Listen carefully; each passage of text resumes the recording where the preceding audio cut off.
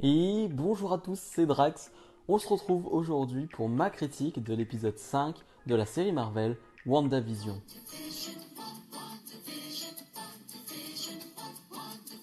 On s'était quitté la semaine dernière avec une Monica Rambeau qui avait été expulsée de la ville prise en otage par Wanda et Monica qui nous avait dit tout est de la faute de Wanda. Pour commencer, on est bien sur un épisode années 80, une sitcom des années 80.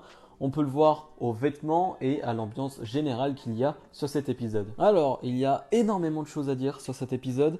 Je crois que chaque semaine, je dis que c'est mon épisode préféré.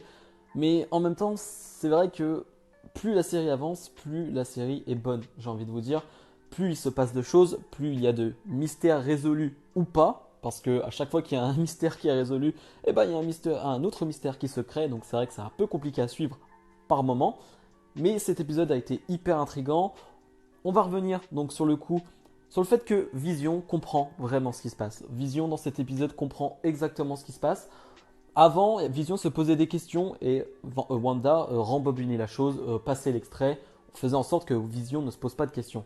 Là, pour le coup, dans cet épisode, clairement, Vision dit à Wanda qu'il comprend. Il nous dit exactement ce qu'il sait, ce qu'il comprend. Il sait que Wanda a créé ce monde, que les personnes sont prises en otage là-dedans. Il va le savoir parce que l'un de ses collègues de bureau va un peu lui indiquer que c'est un peu bizarre ce qui se passe. Il va lui toucher la tête et ce collègue de bureau va reprendre sa personnalité normale, sa vraie personnalité, et va tout simplement dire je suis effrayé, il faut que tu me sors d'ici, elle me contrôle, c'est elle qui est dans ma tête. Vision va le retoucher et il va reprendre son personnage dans la série. Bref, un Vision qui comprend tout, ce qui va mener à des engueulades, j'ai envie de dire des incartades avec Wanda. On va même penser pendant l'épisode que Wanda et Vision vont s'affronter. Il y a un moment donné où les deux se retrouvent à quelques mètres du sol, voilà, volent, et on peut croire qu'il va y avoir une bagarre entre les deux, mais pas du tout. Non, la tension va redescendre et il n'y a pas d'affrontement. Je pensais dans les teasers qu'on a eu que voilà, clairement ça allait être un affrontement entre les deux, alors plutôt court, mais voilà, que ça allait montrer un peu les pouvoirs de chacun, mais finalement non, la tension redescend, mais à Vision qui reste toujours très inquiet.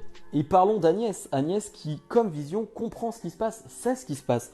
Ce qui est là plus intriguant et plus bizarre, parce que je vous parlais du collègue de bureau de Vision, qui lui comprend ce qui se passe, mais c'est à l'intérieur de lui, c'est quand Vision lui touche la tête, le cerveau, que là il peut s'exprimer, il peut dire ce qui se passe. Mais sinon, personne dans la série ne peut dire ce qui se passe, sauf Agnès, Agnès qui comprend tout, qui va demander à un moment donné de rembobiner la scène, qui va dire à Wanda, si tu veux on recommence la scène. Vraiment on était lors d'un tournage d'un film, vraiment c'était ça. Ce qui vraiment là, il y a beaucoup de théories sur Agnès, qui ça pourrait être, est-ce que ce serait une entité du diable ou quelque chose comme ça, je ne sais pas. Je m'y connais pas assez, hein. Je regarde les théories comme vous. Mais voilà, il y a quand même beaucoup de choses bizarres qui se passent autour d'Agnès et je pense pas que ce soit anodin. Il y a deux moments clés pour moi dans l'épisode. Le moment où Edward, donc le chef du SWORD, veut introduire un drone des années 80 donc dans la ville que contrôle Wanda et Wanda va le voir et va péter un câble, entre guillemets. Wanda qui va sortir du dôme, moment très stylé. Je vous avoue que quand on voit son ombre sortir de ce champ magnétique, j'ai eu des frissons, hein, c'était une belle image, c'était magnifique. Une Wanda très énervée, on le voit dans le regard, qui va dire très clairement, mais arrêtez, arrêtez de faire ça, laissez-moi tranquille, laissez-moi vivre ma vie. Et Edward qui paraît bizarre quand même. Edward quand même qui, lui, veut vraiment anéantir Wanda, alors qu'on a une Monica Rambeau qui est plus dans ce n'est pas vraiment de sa faute, ce n'est pas vraiment elle, elle avait l'air gentille avec moi, il y a quelque chose qui se trame. Non, Edward lui cherche pas à comprendre, il veut exterminer Wanda, ce qui quand même est bizarre. Hein, Edward qui fait vraiment très méchant, j'ai envie de dire, dans cette série, ce qui est bizarre, voilà. Et l'autre élément marquant pour moi, c'est quand les jumeaux vont perdre leur petit chien, voilà, il se trouve que ce petit chien est mort, malheureusement, et ils veulent grandir pour passer à autre chose, c'est-à-dire pour limite éteindre leurs émotions parce qu'ils sont attristés. Et une Wanda qui va dire non, il ne faut pas faire ça, on ne peut pas reculer à chaque fois, on ne peut pas passer à autre chose directement, il faut vivre le moment, c'est des épreuves dures à passer mais il faut le vivre et c'est comme ça, c'est ça la vie. Et c'est Wanda qui est pleine de contradictions parce qu'elle-même ne le fait pas, c'est-à-dire qu'elle a perdu Vision D'ailleurs, on voit une scène où elle récupère Vision dans le QG du Sword. C'était intéressant de voir ça parce qu'on ne savait pas où était le corps de Vision. Et voilà, on sait qu'il était dans le QG du Sword. On voit une petite scène, hein, on voit des petites caméras de surveillance. On voit qu'elle récupère, donc c'est pas une grosse scène, c'est pour ça que j'en parle pas énormément. Mais on le voit, au moins on sait où elle a été chercher Vision. Donc, on comprend quand même que Wanda se trimballe avec le corps mort de Vision, hein, ce qui est encore plus glauque. Mais donc, comme je disais, Wanda qui est pleine de contradictions, qui elle n'arrive pas à tourner la page, elle qui fait revivre Vision, mais qui va dire à ses enfants il faut réussir à vivre avec ça, il faut vivre avec ses peines et ses douleurs. Et c'est là quand même que tu vois que Wanda, même dans son regard, elle est un peu perdue. Et cette scène finale que je ne saurais pas vraiment décrypter parce que je n'ai pas vraiment tout compris, il faudrait que je vois d'autres vidéos parce que je ne suis pas un expert là non plus de tout le monde, de tout l'univers Marvel, de tout ce qui peut se passer.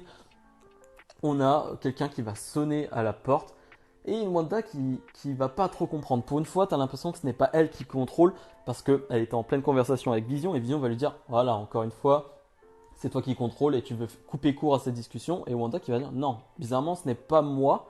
Ce qui quand même est bizarre, hein. Et c'est qui va sortir de cette porte, j'ai envie de dire, c'est Quicksilver du monde X-Men, si je puis dire.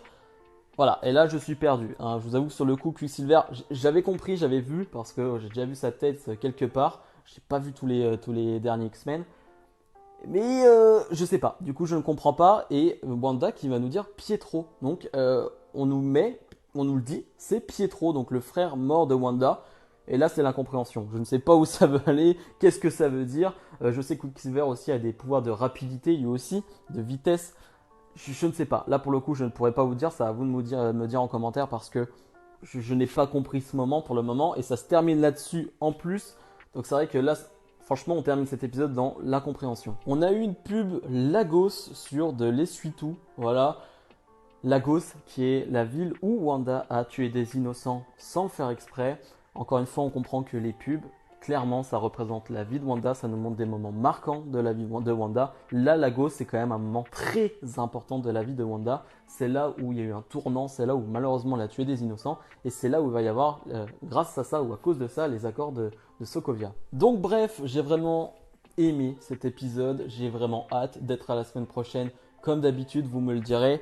Mais c'est vrai que voilà, ça devient de plus en plus intense, ça devient de plus en plus réel là aussi.